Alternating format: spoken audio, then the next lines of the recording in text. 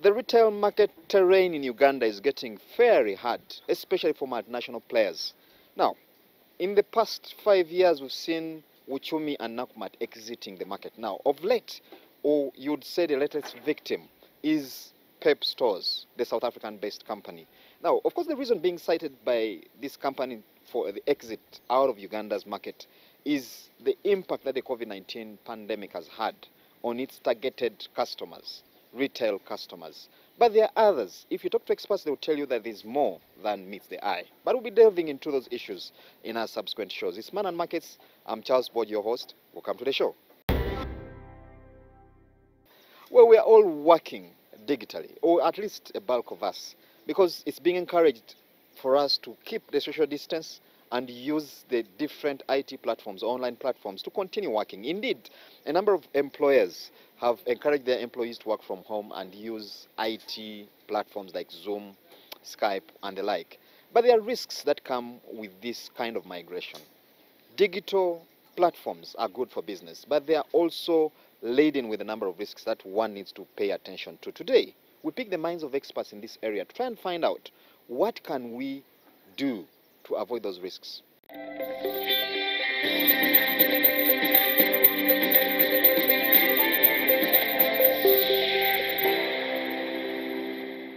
It's nice to have you on the show, Money and Markets. It's always a pleasure to pick your mind on a couple of things that are arising. Now, what COVID-19 has brought to your world, the world where you see the IT world, is increased traffic and, if you like, appreciation by the public of IT and digital communication or digital related communication. For starters, do you feel that really happening, or it's just an illusion that actually everyone is coming online? I think it is not an illusion happening. We have seen traditional companies which were in business, but they are not. They are highly invested in technology. They have succeeded significantly. You have seen some SMEs in Uganda which were which were having difficulties. For example, on record, you'd say Jumia business had derailed for some time, but you can see transaction volumes increased following the COVID. That is even from a regional point of view and African markets.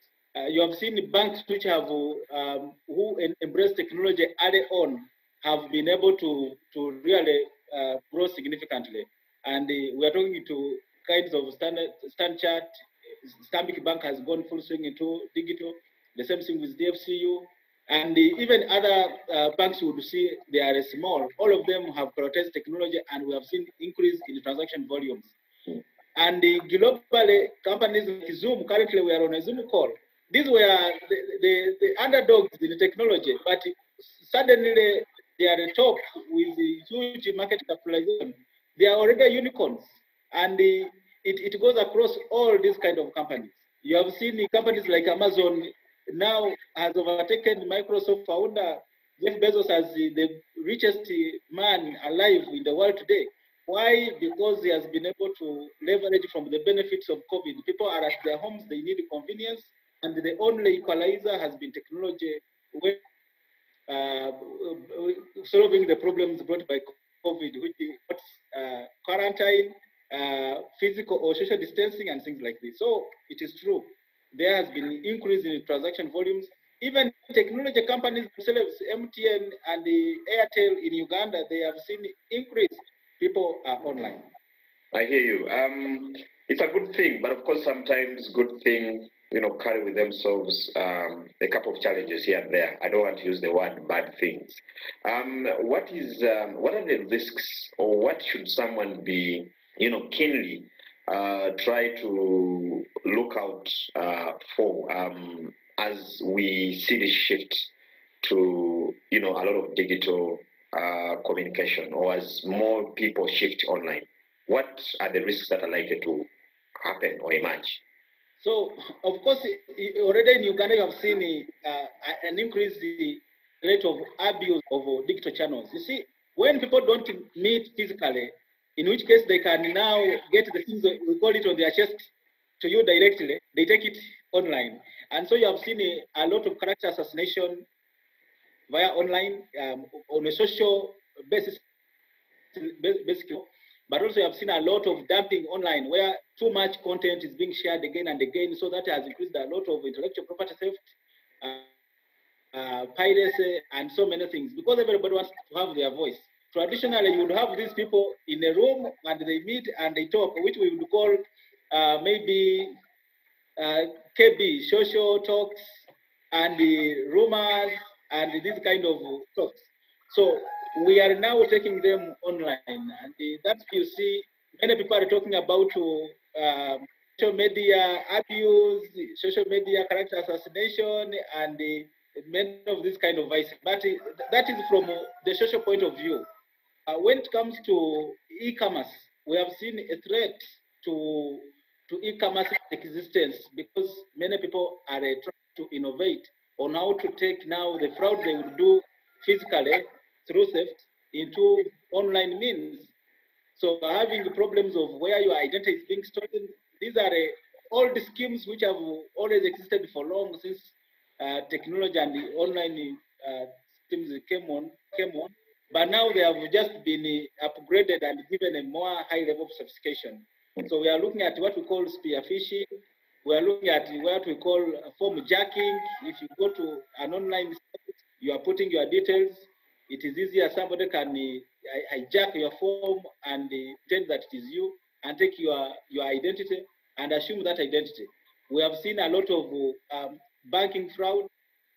The same from January to April last year, we had like only 2 cases we are investigating in cybercrime in financial institutions. In the same year, in 2020, we are having over 6 cases we are investigating in cybercrime in the financial institutions. So now that can show you that actually the problem has increased. And this kind of schemes come in so many ways. But also, even when you look at the support we give other people, to our partners, say in Kenya and South Africa, these cases have also increased. We get so many cases we are providing as a support because somebody committed a fraud in those countries and they came to Uganda where they withdrew money. So you find that some of these kind of cases have increased even in this period when you compare quarter by quarter following the coronavirus pandemic. Great. Yes. Yes, mitigation measures.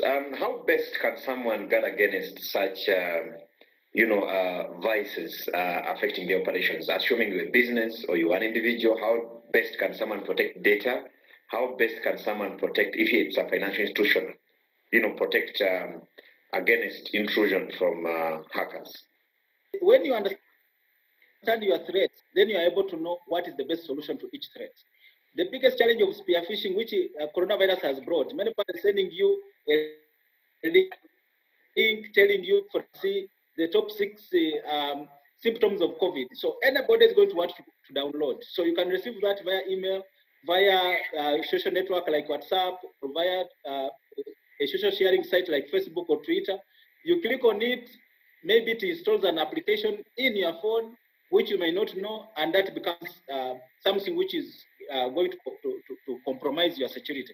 So the best way to manage problems like phishing or spear phishing, the best way is called training, awareness.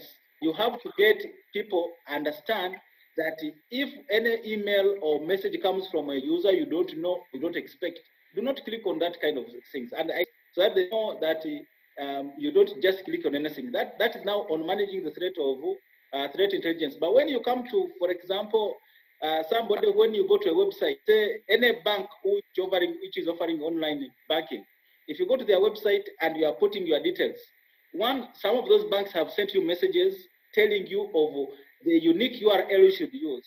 We always advise, even if your bank sends you an email, don't click on the links in that email. Go to Google, search the name of the bank in Google. So for example, if it is, say, a Stanbic Bank or Centenary Bank sending me an email of updating my details, I will not click on that email. I will go to the website of Centenary Bank and search in Google, Centenary Bank Uganda. So then when I look at the link which is official coming on the search engine, and then I will use that link to go now and log in and update. That way, I make sure that I'm using the official site of the institution. If you look at the legal framework under which you operate, do you see that proactiveness? Do you see, the framers of the laws, the implementers, the investigators, the adjudicators, keeping in sync with these new realities that we are contending with today? Technology is always moving ahead of the law. Uganda passed three critical laws when it comes to cybersecurity, and you would say these laws, when the way they were passed, they were not yet interpreted. So we need what we call regulations. What we have is, for example, a Computer Misuse Act, which is a law. So when you look at the law, it has not been properly broken down to provide procedures or guidelines. So for investigators and for so many of these things. For example, the Computer Act will provide for preservation of evidence.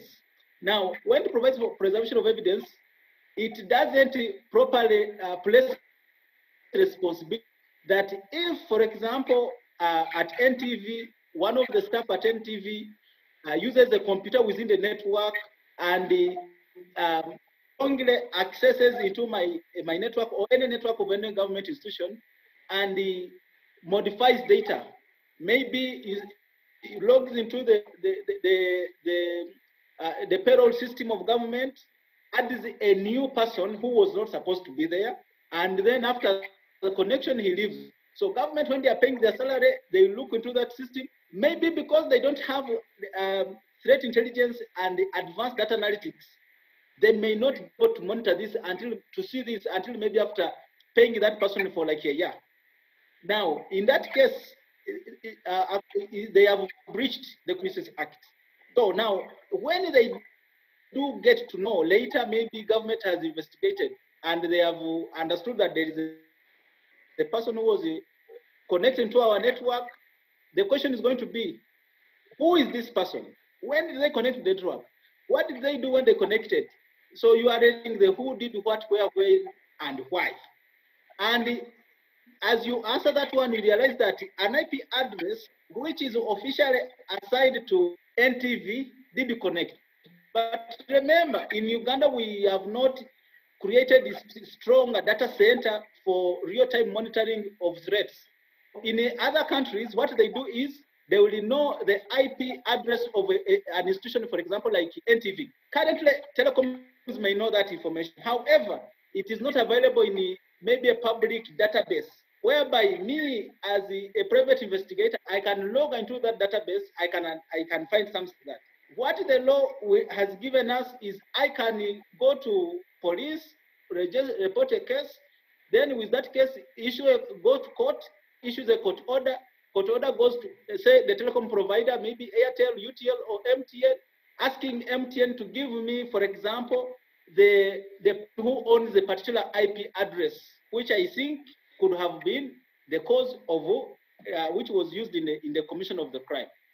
Now, one, I have no authority to compel the telecom provider to give me this information, even in the face of a court order. They can look at it and say, unfortunately, our data was archived and it is not available. And it appears that there's no way you can go and get redress if a telecom company chooses to play a game like that. Let's now take a very short commercial break. Man and Marcus will continue after this break.